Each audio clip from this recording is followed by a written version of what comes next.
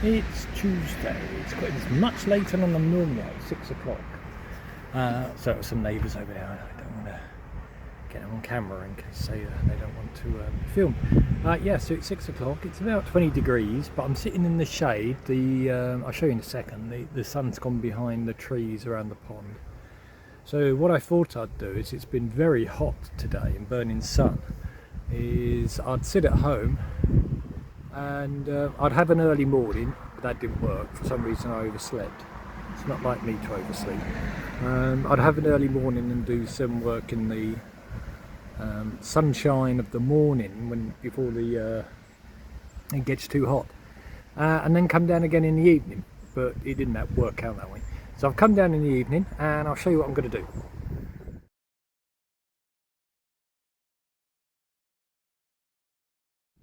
Well, the first job would be hoe, get rid of some of these weeds, but then I'm going to plant the melons along the melon bar.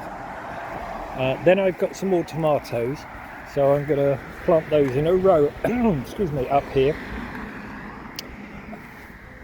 Oh, excuse me.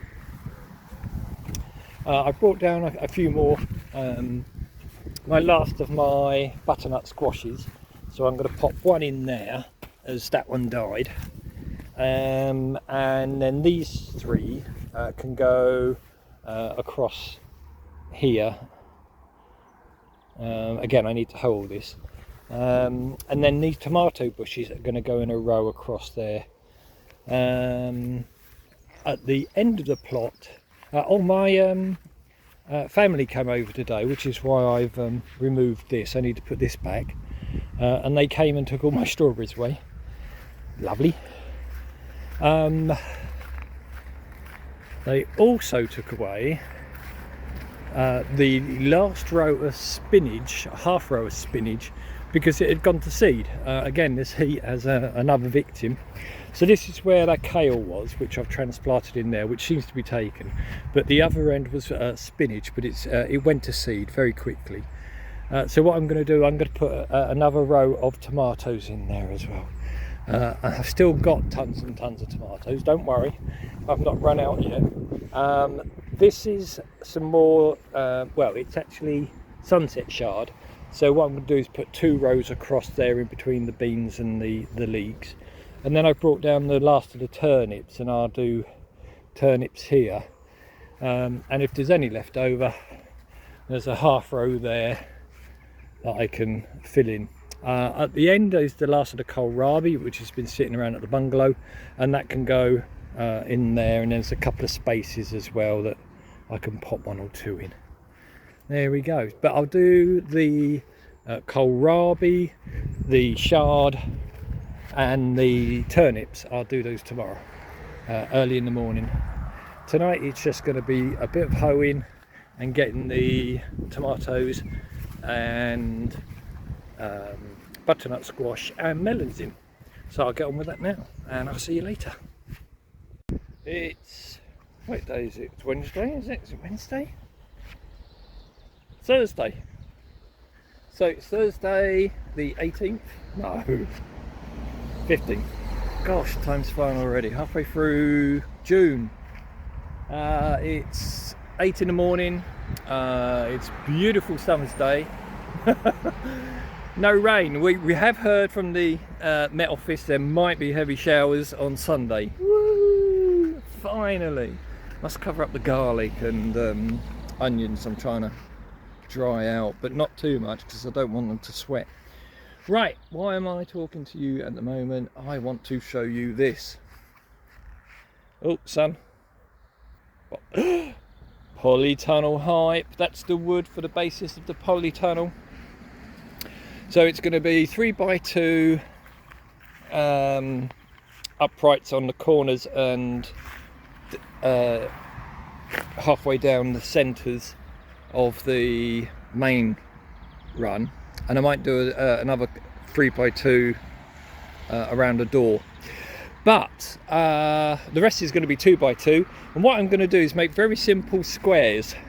So there'll be 2.4 meters. These are 4.8 lengths, so 2.4 meters squares, and there'll be 2 put together with a 3x2, 3x2, 3x2 and the 2x4s in between. And then on this side, that's roughly about 2.4, that length there.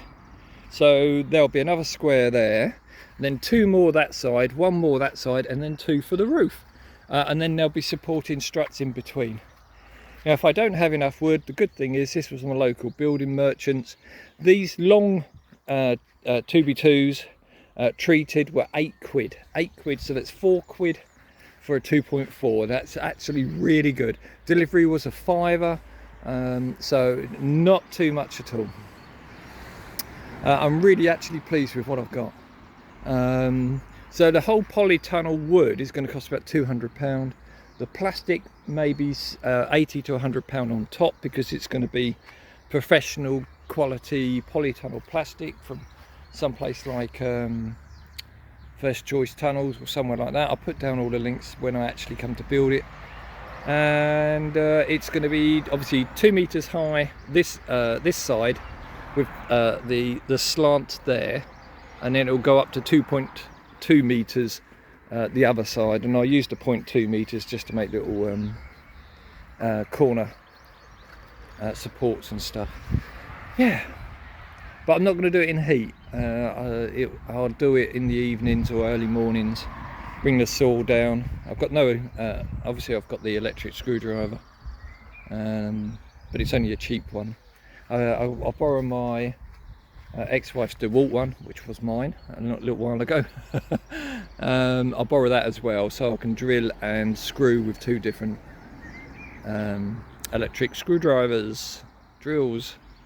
Yeah, quite pleased. You can sense the hype. The only problem is I don't have the money to actually pay for the plastic this month, so it'll be probably 2 to 3 weeks before that arrives. But that will still mean I can get in tomatoes into the polytunnel still in the early summer, so beginning of July, which is still plenty of time, as they're already growing at home, getting all themselves ready. So yesterday I planted another row of leeks and another row of chard, and I also planted in the gaps for the turnips. So you can see the ones that were originally planted, the size of them, and then you've got another row, which is great. You know, it's successional sowing, so those will come up at different times. Another row of tomatoes there. Anything that comes out of here now, I'll just stick in tomatoes or something else, because this is going to be covered and kept for improving over the winter. The new crops I will probably plant in the bean section, like any overwintering stuff. It will probably go in here, especially in the field bean section. These won't be much longer. Look, they're already on the way up. I'm actually doing really well with aphids at the moment. There are some, but I keep spraying them with, oh, that's a bad one. Oh no, you can see I've sprayed that. A lot of them are dead. You can't really see, but a lot of them are dead. So I'll just keep spraying them. I don't want to do like this one's got some on, but it's not that heavy, so I don't want to do too much like spraying on here. And again, that's all dead, or mostly. There is a few that's alive there, but I don't want to do too many, because I want to give the ladybirds a chance to come down and do their bit. Try to keep everything as natural as possible. Certainly not going to use like a chemical killer. I use the water, vinegar and a little bit of soap spray that a lot of people recommend. You see, that one was infested badly, but I've sprayed it and now it's clean again. There's a few that are alive on there, but not so much that will affect anything. And I don't want to rip out the growing heads just yet. Oh, there's a bad one. That's a new one that's come up. Can you see that? It's difficult to actually get a focus. But yeah, that's a new one that I've just seen. So again, I've got the spray. I'll take care of that. I had a good dig around. There are a few good sized beans in here, but nothing ready for picking yet, because we had that cold spell. Look at that one. Because we had that cold spell. Get out. You can see from the size of my hand, I've got big hands. we had that cold spell when everybody else in the year was having a nice warm one. We were a couple of weeks behind the growing season. Right, oh, I'm making a pig's ear of this. I don't know if you've even seen this. Oh, there we go. So you just get yourself up there. You tuck yourself in there and you'll grow up as well. And then these ones, only needs one to start it off, and then you can just feed all the others into it. Oh, watch where I'm treading. I need to get in and weed all this bed. I've got too many beans. Too many beans. Too many beans. There we go. That's it. These ones look all right. That one's about to catch. Which way are you going? You're going anti-clockwise.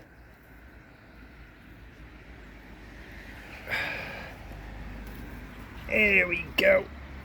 And that was caught. That's fine. And all those will catch as well. But you can see they're making their way up there. I'm trying to spread them out to make sure all of the lengths have it. I can always add extra lengths if need be, but we'll see.